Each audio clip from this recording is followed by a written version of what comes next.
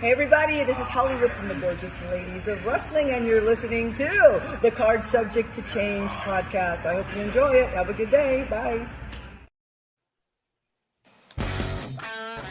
Well, sometimes love feels just right. It feels so real. It feels just like a power driver.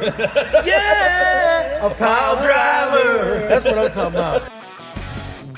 So me personally, I'm actually a lifer. I don't remember a time that I wasn't watching professional wrestling.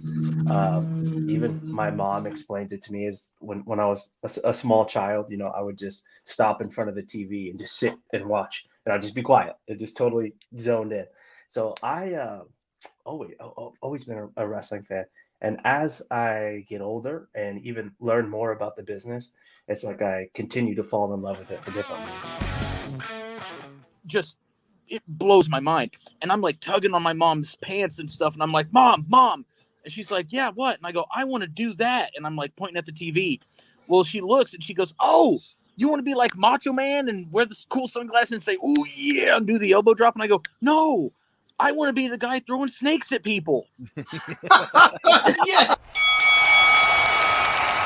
And now, your hosts of the Card Subject to Change podcast, the For Frequency's Sake Tag Team Champions of the World, the Wizard CZ, and never wrong, Nick Bull.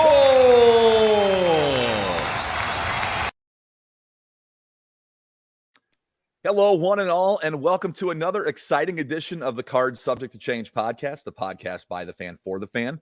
We are powered by Lopez Pizza, built by Durham Remodeling, colored by Ryan Allison Tattoo, and protected by Jared Zook of Country Financial.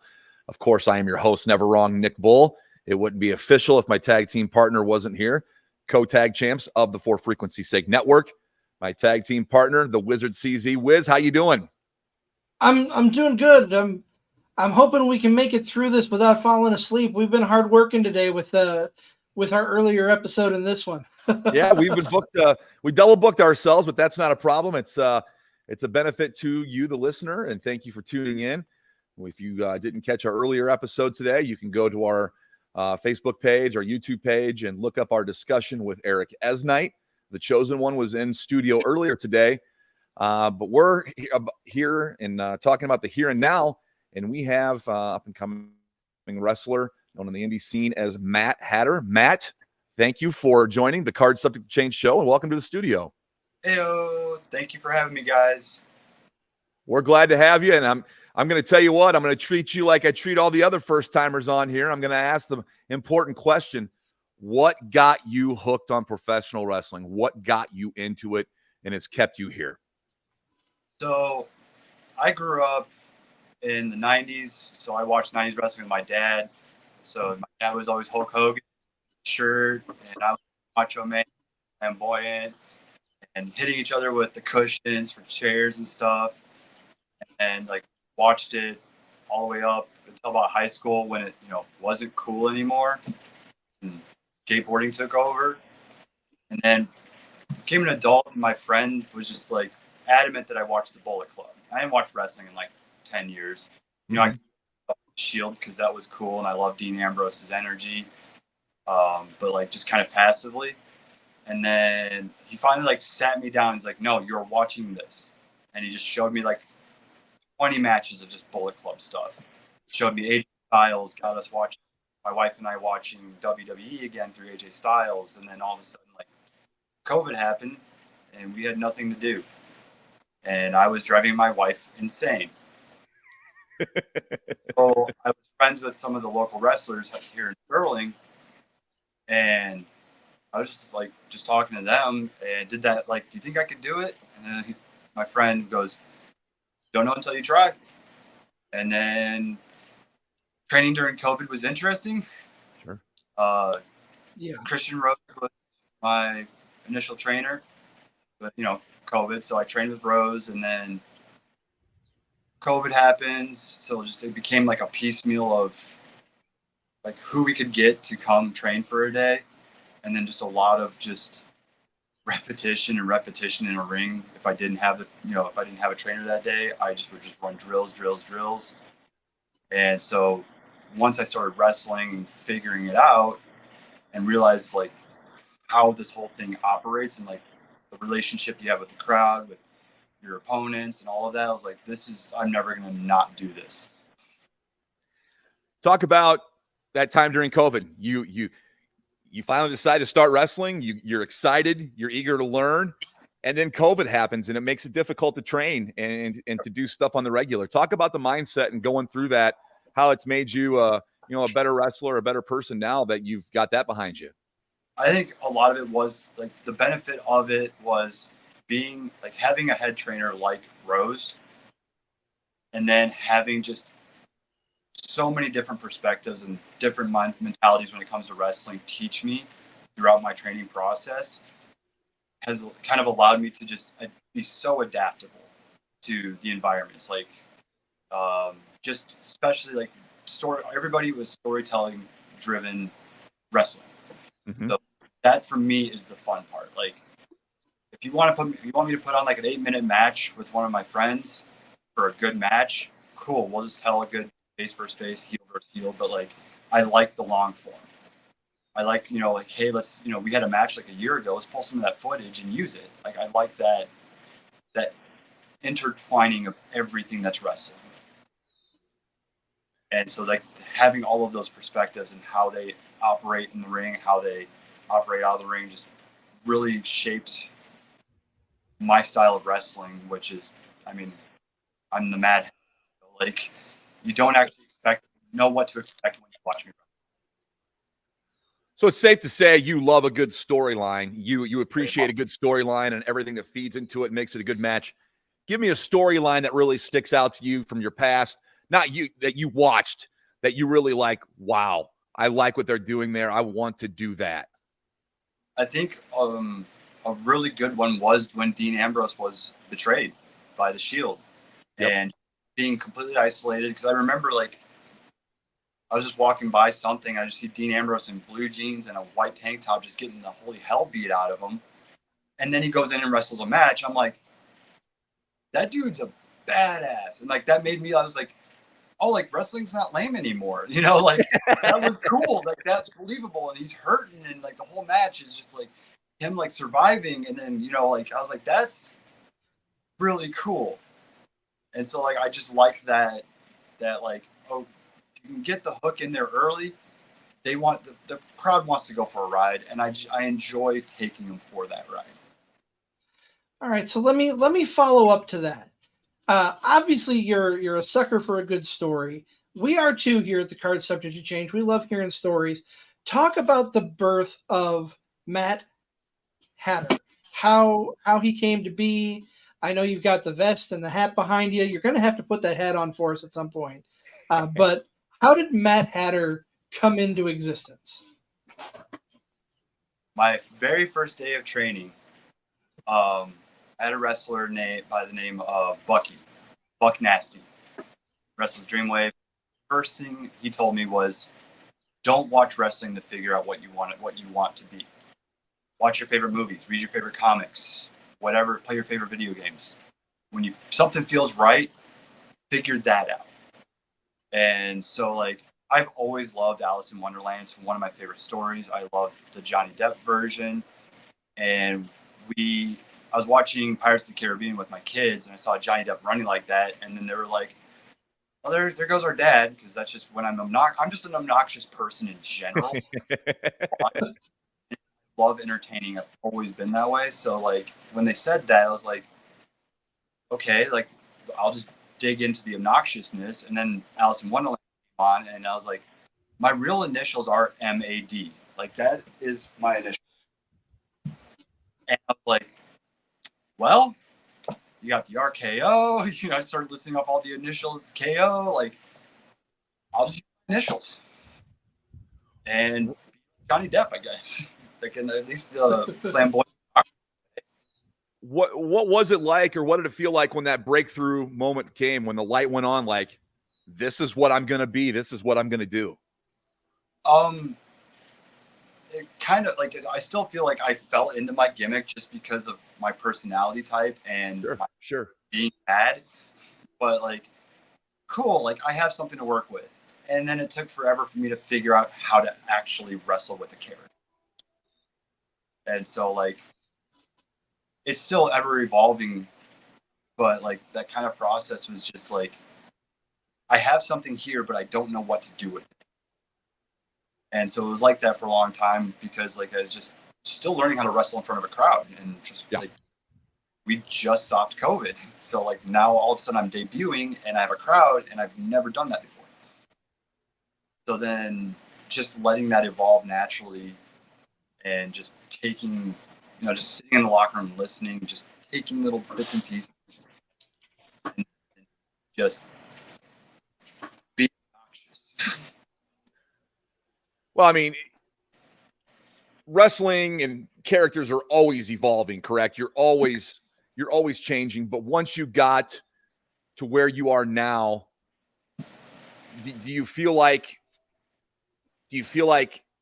this is the most that Mad Hatter is going to be, or you feel like there's some more untapped things that you haven't got into yet for your character?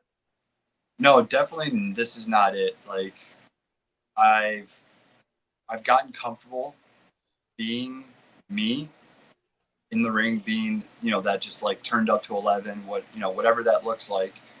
And now it's pulling in the storylines. Okay, what part of like it's the Mad Hatter, so there's all kinds of different psychological disorders that I can play with, based off of me being neurodivergent, OCD, ADHD, all that stuff. What story do I want to play with that disorder or whatever that is that I can work with that showcases that side? So I could have 3 different storylines going with 3 different, almost not personalities, but 3 different aspects of it.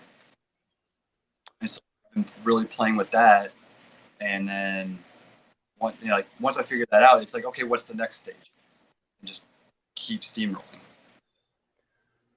We're talking here with Matt Hatter on the Card Subject to Change podcast, the podcast by the fan for the fan. You're known for, some of your work in Zawa. Talk about working there with Zawa and some of the people you worked with, and how that's made you and a better wrestler, made you to what you are now. That's my emotion. So like that was where my first ever matches were, my first ever no disqualifications, and having like a home base to play from, and like the crowd there, it's like they love their homegrown wrestlers. So like they almost kind of help you get that initial like gauge of what if I'm doing something right, if I'm doing something wrong. Sure. They're there to watch their wrestlers grow, and it's a really cool place to have. We have the TDC guys, how do they say it? TDC guys with Christian Rose, and you got Berna, Connor Hopkins, and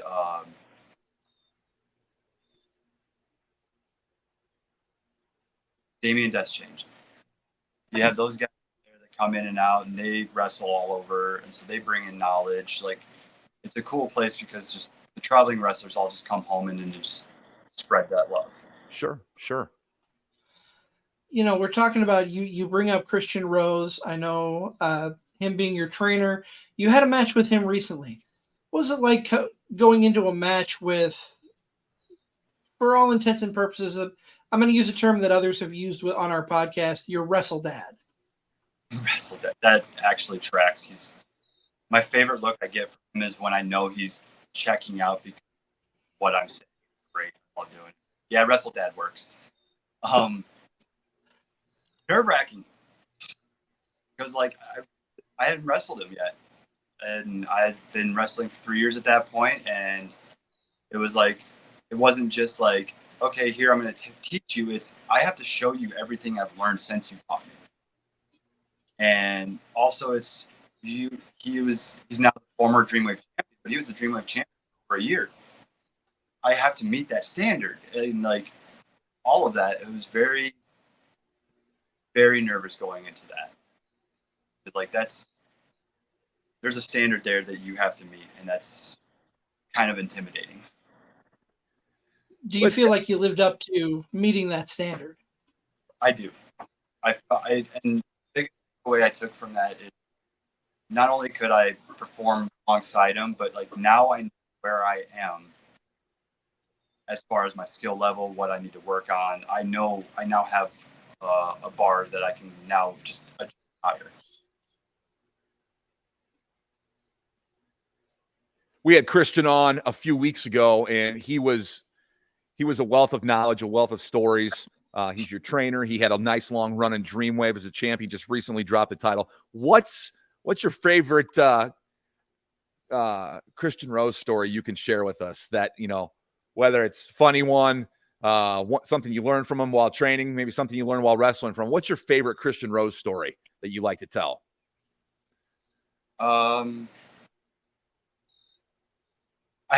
Okay.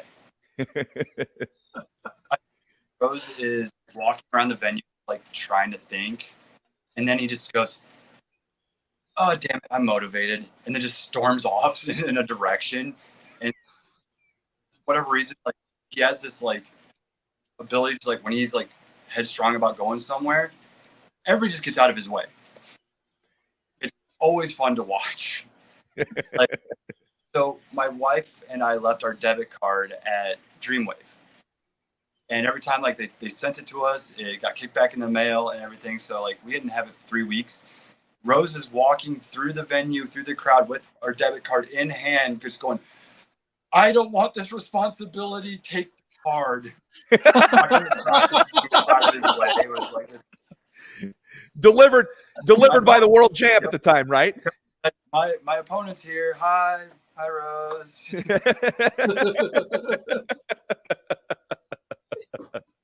Oh, that's you good. You are tuned into the Card Subject to Change podcast. If you're new to the podcast, give us a like, share, and subscribe. Thank you so much for tuning in. We're sitting down with Matt Hatter, and Matt, you were talking about Dreamwave. Let's just go ahead and go there next. You had a match at the latest Dreamwave show against Florida Man. Talk about that match, that build up, and what it was like stepping into the big stage on the Dreamwave at the Dreamwave show.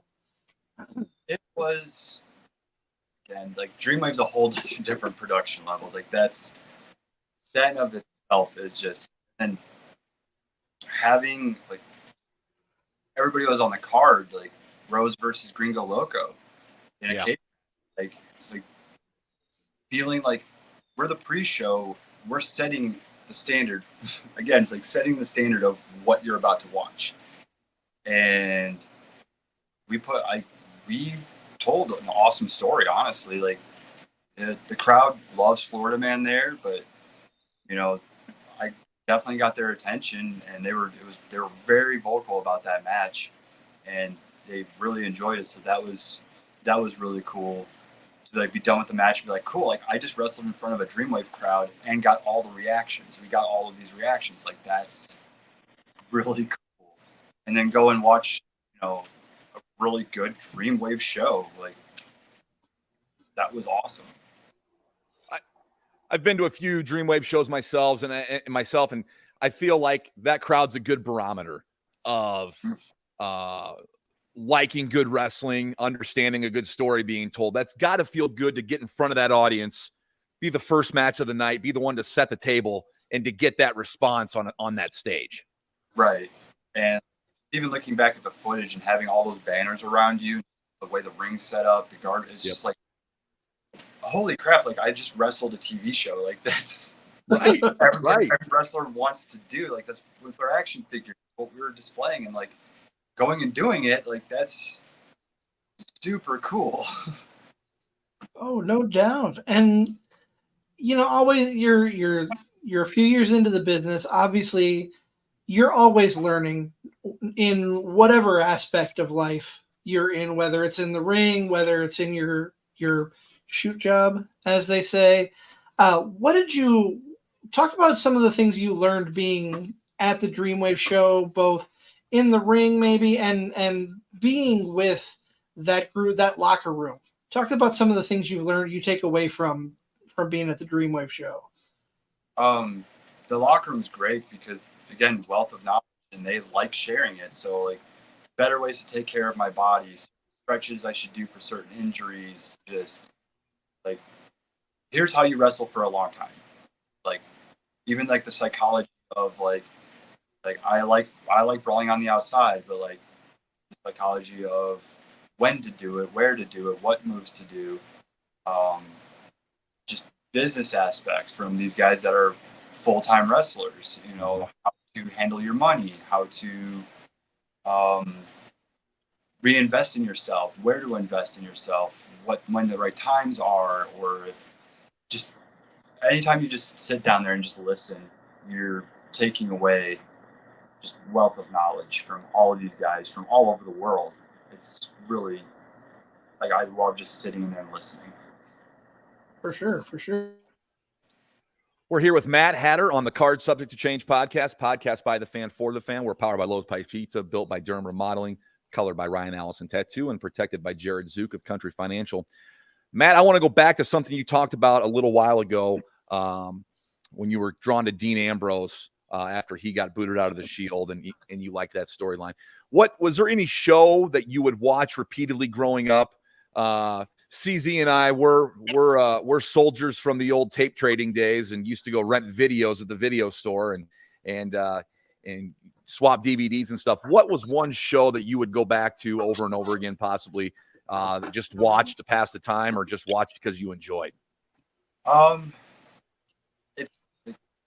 As a kid, it was a lot of the backyard stuff. Like as a teenager, it was the backyard stuff. Sure. You like stuff like, because it was just, you know, I'm the skater kid, Jackass. My friends and I would all get together just to watch Jackass, and then you tape or something like that. And then all of a sudden, like, what was the game? There was a video game, a backyard wrestling video game that had like ICP and a bunch of like the CZW guys.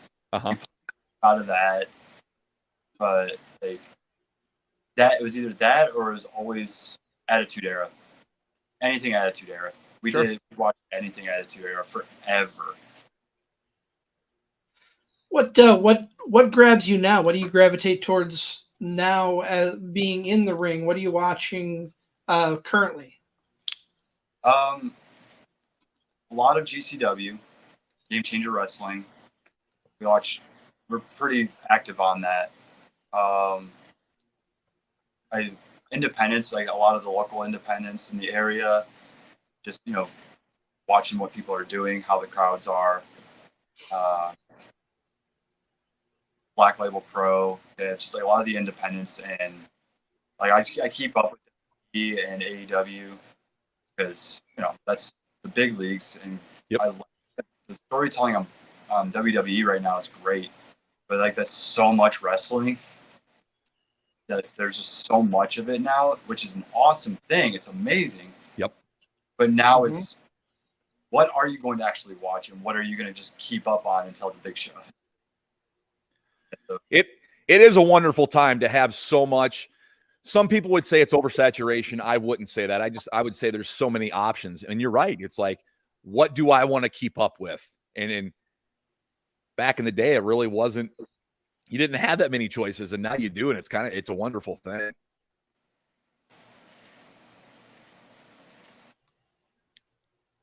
Well, gentlemen, we're going to take a. What's go ahead, Nick. No, you go ahead. You mentioned GCW, Matt Hatter, and that's somewhere I could see you as a wrestling wrestler or your wrestling character. Book yourself in a GCW match. Who's it against? I want to know what would be your dream your Matt Hatter matchup in GCW. Who would you want to go in there and face? Jimmy Lloyd. Good choice. He was the first, like recently, now that, you know, watching wrestling again, like he was the first death match I just immediately gravitated to. Like the attitude, the way he was, the way he's like he just pulled me in immediately. So that would be, that would be my dream match. Everybody's gonna want to watch it. If you're wrestling in GCW, Nick Gage, like just to have a match of that caliber with Nick Gage, just what I will walk away from. Like even like when I helped out at a GCW show, like very like, hey, I want you to teach me this. Okay. And then just laid everything out for you to take that home with you. Like, it's really Sure. Those guys very much love this business, and just learning from the people in that locker room. Either or Marcus Mathers or Dylan McKay. I love watching them wrestle. So like that fast pace and heavy hitting, like that would be a lot of fun. Just constant movement of wrestling, that would be a lot of fun. Maybe see you in a future tag match on Dreamwave against Wasted Youth. That would be amazing. That would be cool. I would be down for that. I would be down for that. Yeah, I would enjoy that. Well, gentlemen, let's take a quick time out. We got to pay dues to our sponsors. Always got to make sure we keep our podcast tribal chief in a good mood and good spirits. So we'll be back here in just under 2 minutes and more with Matt Hatter here on Card Subject to Change. Football season may be over, but for frequency's sake still has you covered for all your sporting needs. Tune in every Sunday when the best professional wrestling podcast around, Card Subject to Change, gets you caught up on everything inside the ropes. They won't miss a count with weekly analysis and interviews. More into auto racing? We've got a double dose for you on the track. Tune in to Fast Money with Rod Villagomez each week and win some money with the quickest bets in all of sports. Want more insight from Pit Row? Check out the Green, White, and Checkered podcast where they give their insight on everything happening on and off the track. Need your basketball fix? Points in the Paint has you covered with live shows every other week looking at everything in the association. Backed by popular demand, we have the return of The Payoff Pitch, FFSQC's baseball show, covering you on news around the MLB. If you're missing football, don't fret. Mark and Dan still have you covered in the football lounge. Missing Joe Winkle? Probably not, but he's still here talking sports on Educated Ignorance. Football season might be over, but we've still got you covered. For frequency's sake, you know what we mean. For Frequency's Sake is brought to you by Durham Remodeling, serving the Quad City area's remodeling and repair needs since 1973. Clint's Draft House, grab a bite and a pint. 7th Street Moline. Low Pies, New York-style pizza served up by the slice or pie, Davenport.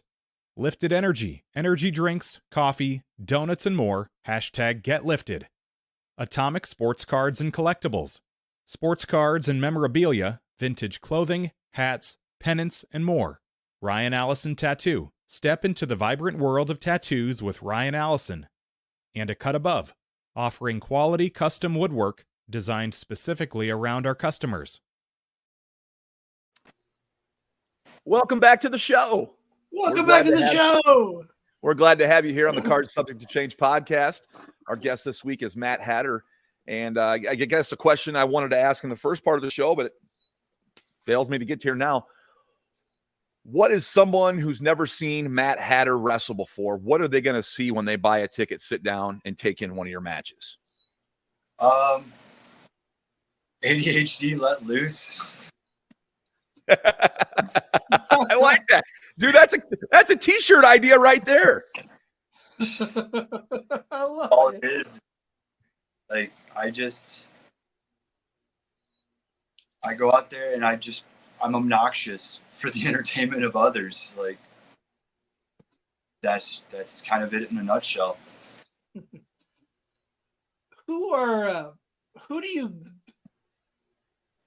I'm sorry, the words I was trying to use escaped me. Who do you garner inspiration from? Who, as you grew up watching wrestling, as you watch wrestling now, who do you take notes from that motivates you to be better? Who are your inspirations? Number one's always going to be Mick Foley. I mean, just the way he did the multiple characters, the wrestling style of, I'm going to hurt me more than you're going to hurt me, or I'm going to do the way psychology, the way he operated, the fact that he could go do a hardcore match in the morning and then go be the best Santa Claus ever that night. Like, like that's the dream, like, yeah, very dynamic. Yeah. It's how much he just loves people in general is really cool, because you don't see that a whole lot anymore. And he's just like such a genuine person. And then recently, obviously, John Moxley, Dean Ambrose, Danhausen, Like I watched him a lot to help. That was like the whole like who is going to be Matt Hatter. I liked how like just over the top, how over the top Danhausen is, and so that's what, okay. Like this, and like how do I blend all three of those now? You talk about Danhausen here. You're right. He is probably one of the more, if not the most over the top character right now, character-driven wrestler out there. I think he's coming to Dreamwave pretty soon too. So maybe the paths cross. Maybe the Matt Hatter crosses paths with Danhausen. I would love that.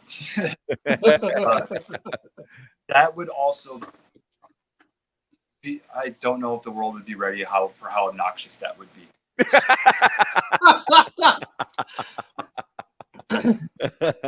And that's how you can build that match, the most obnoxious match ever. Yes. More about that. So the question there is, it's very hit and miss whether his curses succeed. Is Danhausen going to be able to curse Matt Hatter? Well, it depends on the nature of his curses. Like, are you doing like intelligence roll checks? Are you doing wisdom checks? Like, what are going for? Because Matt Hatter's not really all there anyways, so it all depends on how his curses work. That's fair. That's a good answer. I like that. I like that too. Danhausen, if you're watching, look out for Matt Hatter. You're probably not going to be able to curse him based on what he just said, in my opinion. All the time. I don't think curses go through hats.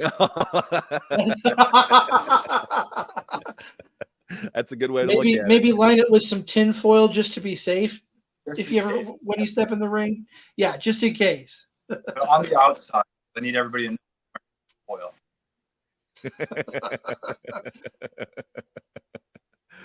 Matt, I'm gonna ask my new favorite question. The expression is iron sharpens iron.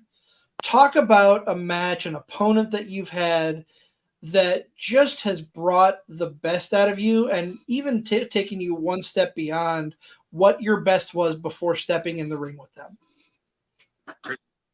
Down.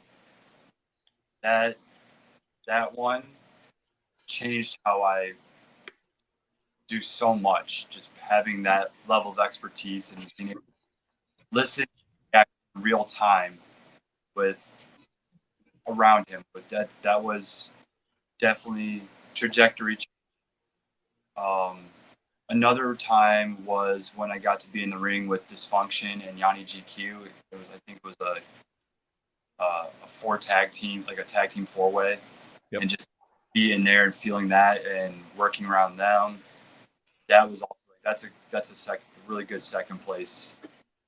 Also, like, especially in front of the ICW crowd like that was definitely a barometer. Again, one of those matches that was a barometer of where I was compared to where I wanted to be. For sure. When we bring up Christian Rose because he trained you, and we had him on here a few weeks ago. He said, his spirit animal is a coyote, and when he figured that out, it made him a better wrestler. He goes, "That's what I would tell other wrestlers is to figure out what animal you are when you're out there.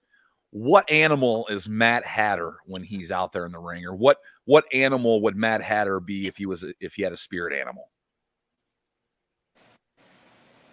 That is a good question. First one that comes to mind is a fox. Everybody likes foxes. I like that. So yeah, but they're playful. They're you have all these TikToks and everything of how they can be like playful with other animals and everything like that. But they're also very devious. And yes, they are. They are very aware of their surroundings. So like you don't always know when a fox is near you. Also, like they're also not afraid to fight. That's a good point. That's a good point. I like that. It's a good answer. Full of good answers here on the show today. And I like that, man. I like that.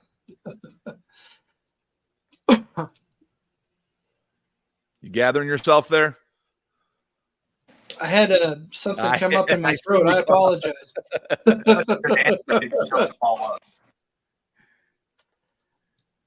Matt, where can we see you wrestling here coming up in the next few weeks? Where can the fans see you? Where are you going to be? Any significant matchups that are coming up for you in the coming weeks? I actually have a street fight with Mike Hartenbauer at the Poorhouse Tap in Comanche, Iowa on July 5th. Okay. That's already going to be one of those top matches where I'm going to learn a lot about a lot of things. So wait, you're going to be in a fight with Hartenbauer, and Hartenbauer is going to be surrounded with beer. Man, you might be going into enemy territory. Beer and everything that comes with a street fight. Oh, I already know. Like when they told me about the match, I'm like, well, that's going to hurt. I'm in. So July 5th in Comanche, Iowa, with Mike Hartenbauer, Yep.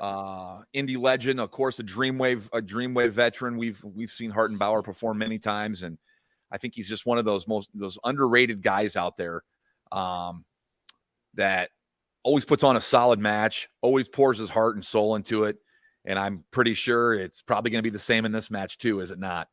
Absolutely. And Hartenbauer is again people like I think. Growing up in the Zawa locker room and growing up in wrestling the way I did, having Hartenbauer there, he's another one of those people that constantly downloading information and teaching. Sure. Whether it's in an actual training scenario or, hey, I want you to watch this. You'll take away from this. Just all aspects of that. So again, it's another barometer check of where am I at versus where I think I'm at, or where am I at versus where I want to be. And a street fight with Hartenbauer is definitely going to be a gut check for me, for sure. Because I was ringside when he tagged with Mike Bennett against Second Gear Crew. Mm-hmm. I watched that ringside, so I'm like, all right, I know what I'm getting myself into. How does person something that's crazy? I don't know. Well, that should be easy for you since the craziness seems kind of inherent with who you are. I don't know, I guess drink a bunch of red and blue dyes that day and just let it loose. Yes. Besides the Hartenbauer fight on July 5th, any other matches, or where can we see you coming up? Obviously check out Dreamwave in August. I have a couple of Zawa shows coming up this summer. Zawa's on their summer tour with just all the fair shows around the area. Sure. ICW is coming up in July. That's 3 weeks from now. I'm bouncing around everywhere. It's getting to be a pretty big summer, and that's pretty cool. Talk about where our watchers, our listeners can find you on social media if they want to follow you, if they want to see some of your matches. I'm starting to set up my YouTube channel now, so I'll post on Instagram and Facebook. Facebook is Matt Hatter. Instagram is Matt Hatter Pro. I post clips pretty regularly and pictures. So those are the two places you'll find me most. I don't like X. Hey, that's okay. I hear that. You're not the only person that comes on here and say, I don't do too much with X. It's mostly Facebook and Instagram. I hear you there. Yeah, I already have enough mental issues as it is. I don't need to add. Right. This is kind of a tough question and kind of an open-ended question, but where does Matt Hatter see himself in 3 to 5 years? What's the 3 to 5 year plan? I know every wrestler's got a different plan, where they want to be, how they want to be seen, exposure type stuff like that. What is your, ideal 3 to 5 year plan or projection? I'm in year 3 of my original 3 to 5 year plan. So by year 3, I wanted to have pretty good interaction and relationship with Dreamwave. I want at least regular, regular motion to work for. And, especially since summer is a busy season, my goal is to have my third year of wrestling the whole summer. Yep. Every weekend. Good. And that's where I'm at now. My 5 years, I wrestle wave regularly.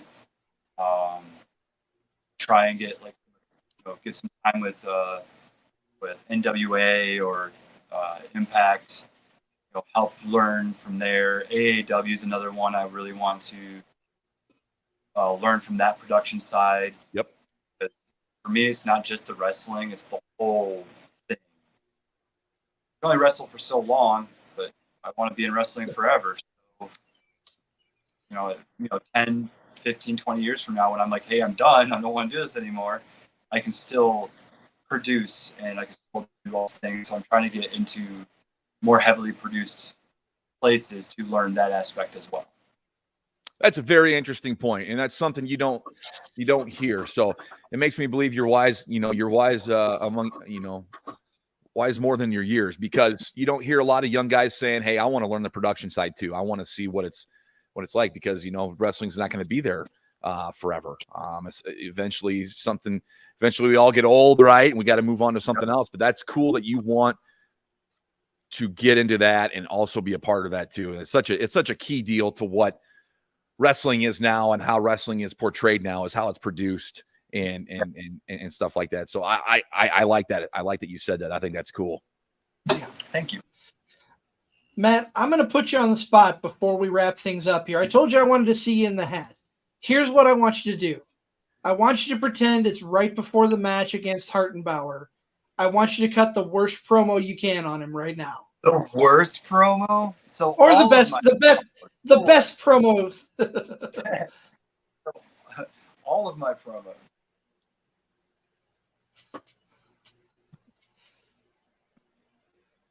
Mike. Proved myself that I can hang with Christian Rose. So now I'm going to prove myself that I can hang with you where you operate best. Cool. The thing that you might understand is that is also my environment. See, on July 5th, see, first promo. July 5th, I'm going to prove to you that street fights are my wonderland. And no disqualifications. That's my tea and crumpets. See you soon, buddy. Awesome. I love it, dude. I'm gonna start having a hat right here. And I call it the promo hat. And I'm gonna slip it on and start cutting promo. That was, dude, you snapped right into it. I love it. It was great. That was fantastic. Oh man. Well, man, I want to thank you so much. I'll speak for my partner here and say you're welcome back here anytime. We had a great time chopping it up and talking wrestling with you. Looking forward to meeting you in person and seeing you wrestle for sure. I am. I've heard the name a lot. I just haven't been able to see you on a show, but I am looking forward to it. And knowing the fact that we know you a little bit here from the show, we root for you a little harder here too. So we're definitely looking forward to seeing you and meeting you in person, man. Yeah, I'm looking forward to it, guys. For sure. Absolutely. What were you going to say, Thank you so much. I was just going to thank him for coming on the show. We appreciate you taking time out of your day. I know you got busy stuff with family like Nick does. I could talk wrestling 24/7 if you put me to it. I might fall asleep in the middle of the conversation for a little bit, but thank you so much for taking time out of your day, coming on to the podcast. We appreciate you. And like Nick said, come back, check in with us. Let's see where you are in a few months and how things are going for you. Absolutely. I'd love to come back, guys. Well, that's going to put a bow on our double shot weekend. Go back in our archives if you want to check out the interview with Eric Esnight. I want to thank Matt Hatter for coming on board again. For my partner, Never Wrong Nick Bull, I am the Wizard CZ. Next week, we'll be reviewing Forbidden Door, AEW's Forbidden Door. And then the week after that, we've got a Money in the Bank, and I believe it's Heat Wave, correct, Nick? Yep, that's Is it NXT NXT Heat show? Wave the night after Money in the Bank. So busy couple of weeks coming up here of review shows. We hope you come back to join us. We just nailed our double shot weekend with Matt Hatter and Eric Esnight. Happy to do that. But like you said, we got Forbidden Door and Money in the Bank coming up on the horizon. Absolutely. If you are a first-time watcher or listener, thank you so much for tuning in. Thank you. If you're one of our longtime listeners, we appreciate you too. Be sure to give us a follow on Facebook, a subscribe on YouTube. Tell your friends, tell your enemies, tell everybody about Card Subject to Change. We are powered by Lopez Pizza, built by Durham Remodeling, colored by Ryan Allison Tattoo, and protected by Jared Zook, Country Financial. We will see you right here next week on Card Subject to Change. Thanks for tuning in.